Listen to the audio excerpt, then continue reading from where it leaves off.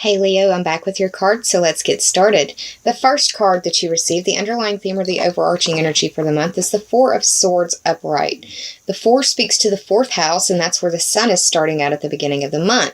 The fourth house is home and family. Home is where you live or where you consider home to be. Family is your parents or people you consider to be your parents, or people that you share your home with, your spouse, your partner, your children, your fur babies, roommates, anything like that. Also speaks to roots and foundations. The swords deal with mental faculties and thoughts, air signs. The air signs are Gemini, Libra, and Aquarius.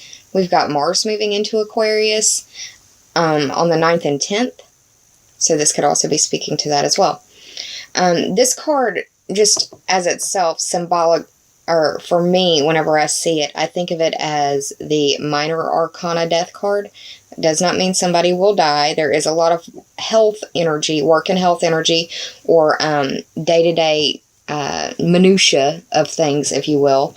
It could be the death of one of those situations, be it work, be it bed rest because of your health, or someone that you are close to in your family sector. The person that's on bed rest may be an air sign, Gemini, Libra, or Aquarius. If not that, the fourth house is ruled by Cancer. It may involve somebody that has Cancerian placements. It can be their sun, their moon, or their rising sign. The only other thing I could think of that it would qualify or classify with as well would be a Scorpio, because the sun is starting out in the fourth house. So that's the information about this card that I can share with you. But it's bed rest. It's being tired. It's, like I said, the minor arcana death card for me, because, I mean, this is a sarcophagus. It could be that you need to get more rest. It could be that you're feeling tired as well. So that's the Four of Swords. The first of the top three for clarity that you got was the Seven of Wands. This is defending your ground, defending your stance, defending your position, and it's a heated argument.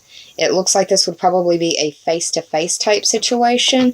It can be online because you don't see the other individuals on the end of this stick, but I just see it as poking at this guy right here.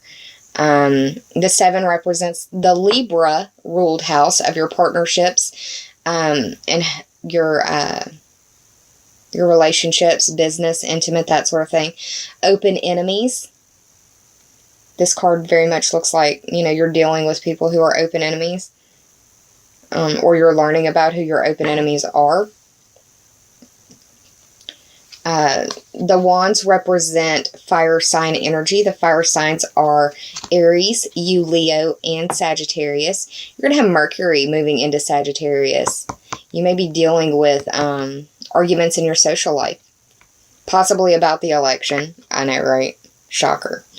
I say don't discuss politics amongst family or friends, because it only pisses people off, and you're not going to change anybody's mind.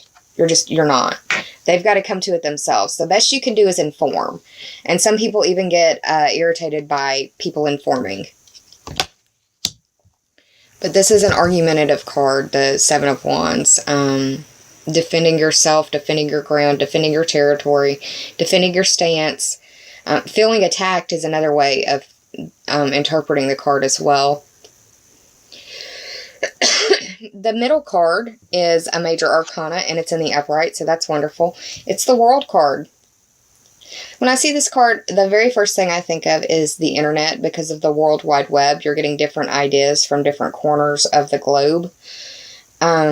This is the 21st card of the major arcana. 2 + 1 is 3. You've got Jupiter in your 3rd house. The 3rd house is the house of your communication. It's your short distance journeys. It deals with your siblings, your cousins, and your neighbors. Now, the World card, it's funny how, it breaks down to the 3. I see this as a communicative card. I really see it as the internet or dealing with electronic communications. The World as a major arcana card represents the planet Saturn. And that's structure, limitation, containment, restraint. I don't have it written down on my notes, but going off of memory and just trying to, I know that Saturn right now is in Sagittarius. That's Sagittarius first house. So that would make 12 for Scorpio, 11 for Libra, 10 for Virgo, 9 for Leo. So I think, don't quote me on this, go back and look at other videos to make sure, because Saturn is not a fast-moving, super fast-moving planet. I want to say it's your 9th house. The 9th house is the Sagittarius ruled house of your long-distance trips, adventures, your higher education. It's the study of philosophy, religion, astrology, foreign languages. It involves foreign people, foreign places, foreign things. It covers legal system matters and politics. So you may be getting in arguments over the election on the internet. Which, I mean, shocker, right? It could also feel like the world is opening up to you.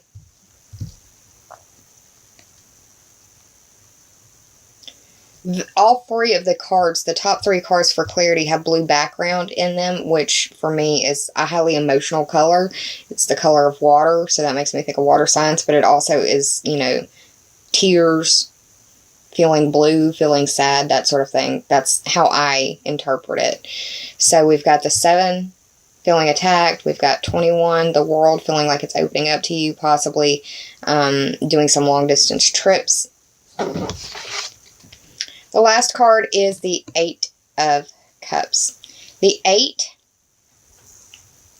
represents the Scorpio ruled house of life, death, rebirth, your instincts, your sexuality, other people's money, transformation, metamorphosis, and regeneration. I feel like this guy in the card picture is you. You're a fire sign. This guy is cloaked in red. You're turning your back, or someone close to you is turning their back on something that they have put a lot of work into. But for whatever reason, it's not yielding the way that they wanted. It's not going the way that they wanted. The cups represent the water signs for me. The water signs are Cancer, Scorpio, and Pisces.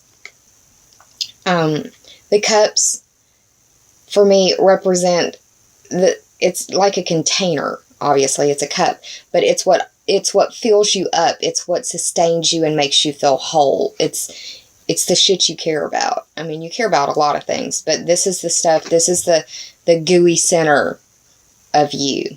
If somebody messes with your cups, that's your relationships, your partnerships. That's what you really, truly you care about, and it fills you up. It makes you feel whole. We've got Neptune going direct in Pisces in the 8th house. So, Leo, if you are dealing with any addictions,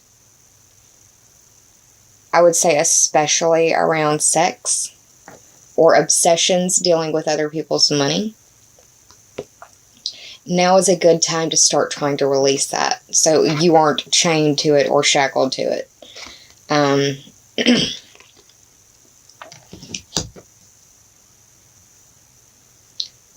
But the guy in the 8 of Cups is walking away from what has been what feels like a not so happy situation, where I'm seeing it as like, leaving a bad work situation, leaving a bad relationship situation. It's like reevaluation and cutting ties with things that aren't really doing anything for you. They take more from you than they give to you. I think that's the best way to put it. Now, I did the math on the numerology for the cards and how I read them. So we've got the 7 of Wands, we've got 21 for the world, we've got 8 of Cups, and 4 of Swords. This totals up to be 40 4 plus 0 is 4, and that is where the sun is starting out in Scorpio. So, it could feel like a really emotional month for you because of all this blue, all this water energy that I'm feeling. You may feel contained. You may feel limited. You may feel restricted.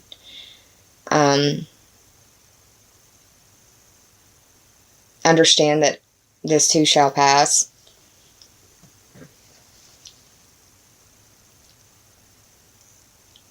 Watch what you say and how you say it in your partnerships, though, because it could be that you are either feeling defensive or feeling attacked. And either way, when those feelings come around, the other party in that communication situation is going to do the equal and opposite reaction of what you're doing.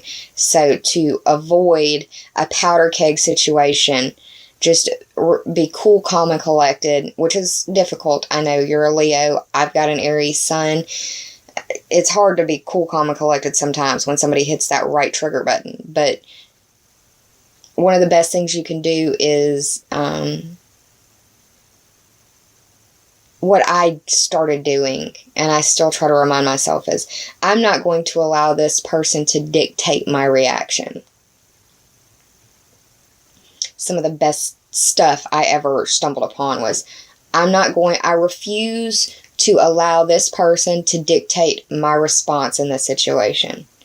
I refuse to let this situation dictate my actions. I refuse to let ... So, that's just me being a stubborn Aries with a Taurus moon and a Scorpio rising. That's how I see the world. You don't have to see it through my lens. You've got your own, but just trying to give you some perspective. All right, Leo. So, the 4 plus 0 is 4. That's the home and family sector. You may be feeling defensive in home and family.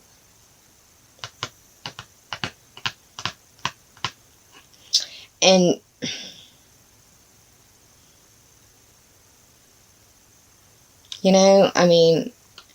I don't want to put it out there like that, but looking at it overall as well, it looks like this could also be dealing with somebody who has been fighting for their health in a extended health situation where it's been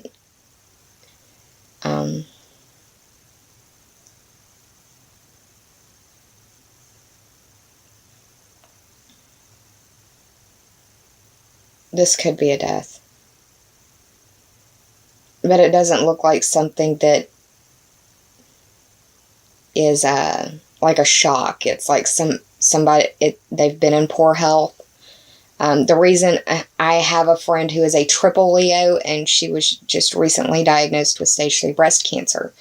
I'm learning a lot about people's stuff right now. I'm learning about life through other people's situations. I know of 3 different individuals who are facing cancer battles that have found out about it in the last 2 to 3 months. And I'm seeing it be something like this, where they've been fighting for a long time. And I mean, with the world being upright, it's like they're trying to contain it, and it can't be contained, or won't be contained, or it comes back. Another way that I see this is that they're fighting, and then with this 4 of Swords down here, it's mirroring the world. It's like they're being liberated, and that liberation is from the physical body. That could be for just one person. I don't want to be a fearmonger, but I do believe in giving you what I see. I don't like to sugarcoat things, because that's just how I roll. I would prefer to know the truth than to have somebody tiptoe around it. If this situation involves a loved one of yours and they are in bad health, I am so sorry for you. My heart goes out to you. The helplessness that you feel when someone that you love is ill and there's nothing you can do is something I've dealt with personally, and it's not been anything like cancer, but it reminds you just how human you are. I send you love and healing energy if that is the case that you're going through.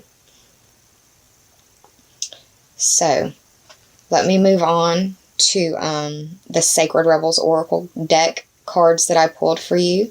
And I mentioned earlier during the shuffle portion that when I was shuffling the cards kind of off to the side, but doing it while recording, that there were 2 cards that seemed to just keep showing themselves to me whenever I would split the deck to do another shuffle.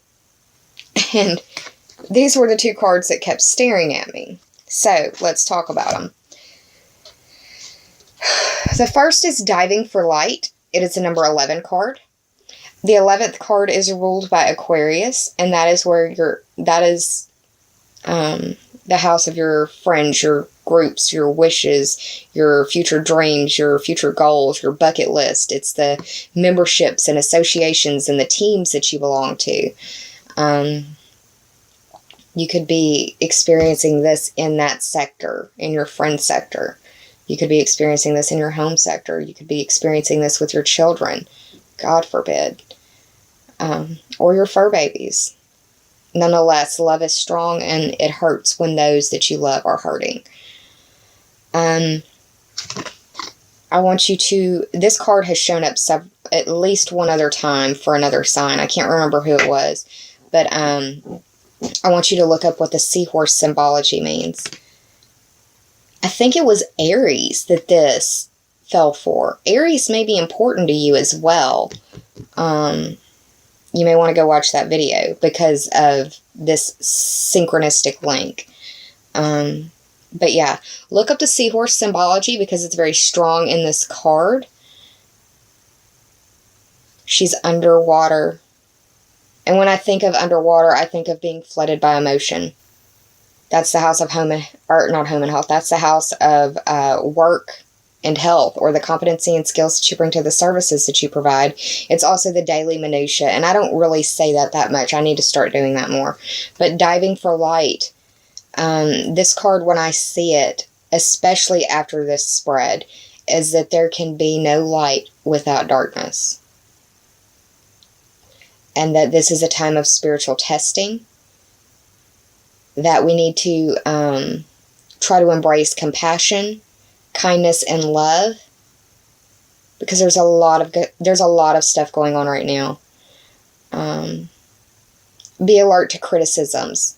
Only take criticism that is constructive. Now, for construction to happen, sometimes there has to be destruction. If they tear you down to build you up, that's one thing. If they tear you down to build themselves up, that is something entirely different, and that's what you need to reject. Also, pay attention to the sabotage. It can be self-sabotage, or it can be sabotage from someone else. But pay attention to the sabotage in your world, on your path to your goals.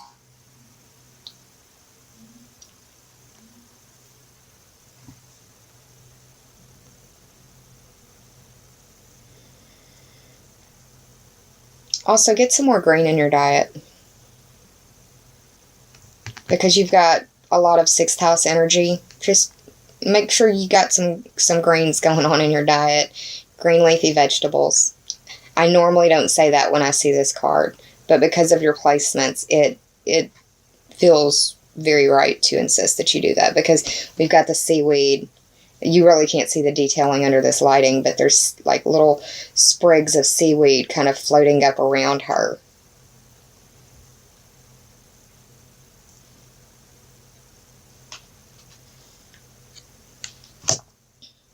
The second card from the Sacred Rebels Oracle deck is Dream a Beautiful Dream. And this is a picture of the globe, and it looks like it's going through an ascension process. This is a picture of our planet right here.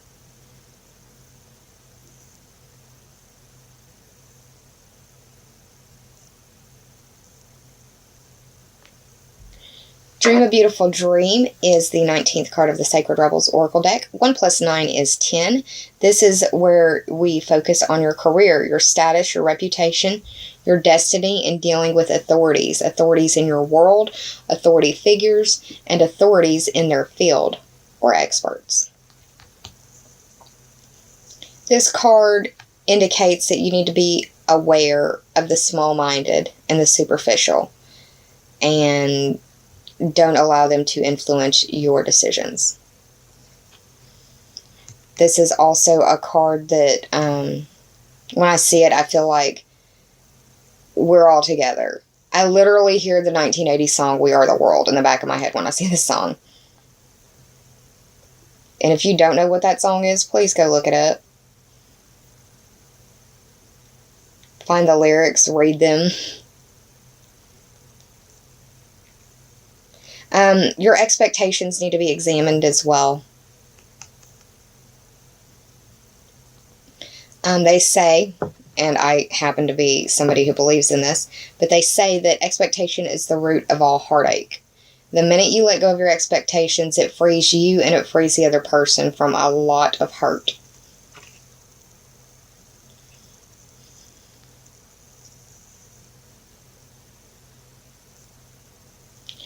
Don't force your hand in the situation. Don't force others' hand in the situation.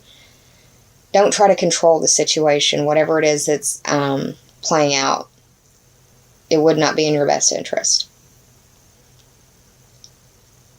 If you stay on the light side of things and embrace the light, embrace the compassion and the kindness and love that the Diving for Light card suggests, then you will be a positive influence to others around you, and that may be exactly what they need.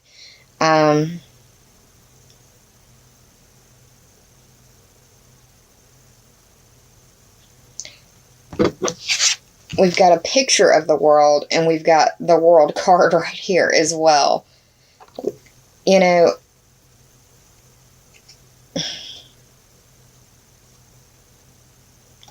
we may be dealing with some geophysical stuff, or, I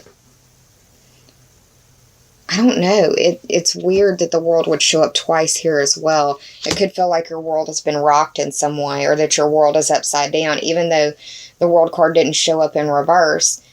You could feel like the situation has thrown you for a loop. Okay. And I think that these are perfect for what's going on. Concentration and routine. What I think when I see these two cards together is that you need to concentrate on your routine. That things maybe have gotten out of hand for you a little bit. And it would help you mentally to clear up a lot of things if you are back on your routine. If you haven't, like, daylight savings time is fixing to come to an end. We're fixing to fall back. And that can throw people off their routine. So try to concentrate and be cognizant and aware of what's going on around you and try to stick to those routines. Concentration reads, every worthwhile achievement in life depends on cultivating the power of concentration. The more intently you are able to focus your attention on one thing, the more likely you are to be successful in your ambitions. It may take a great deal of practice to develop your power of concentration to the extent where you can use it to solve problems. But until then, consider the following. My mind is empty of extraneous thoughts. I am focusing on a single captivating object. My attention will remain on that object for a long time and despite of disturbances. A well-developed power of concentration will help me to solve problems.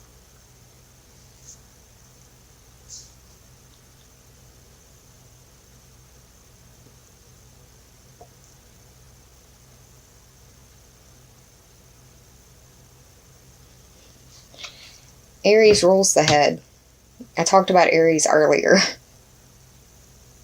You may be dealing with a headache or migraine issues or someone who is dealing with that sort of stuff. Just going off of what I'm seeing in the picture. I give y'all what I hear or what I feel. Routine. Now, I don't know why they have colored pencils as a picture for routine. But that's what they chose. The card reads, a good morning routine reduces stress and encourages clear, sharp thinking throughout the day. Regular evening meditation will allow you to relax and clear your mind after working hours. Each day is a new beginning, so focusing on the calm at the start and end of the day will give you peace of mind and improve the quality of your sleep. Regular meditation should be an essential part of each day, and if it's not, you should strive to make it be. It doesn't have to be 3 hours, just 20 minutes of calming yourself. Consider the following, Leo. I am focused and empowered. My breath is energizing in my body and exhaling any tension I feel. I am in the moment and can clear my mind of all thoughts. The outside world can wait for now. Well, Leo, that was a lot deeper message than I considered or figured that it would be. I hope that you enjoyed it. If you did, please like, share, and subscribe. And if you already have, I thank you from the bottom of my very grateful heart.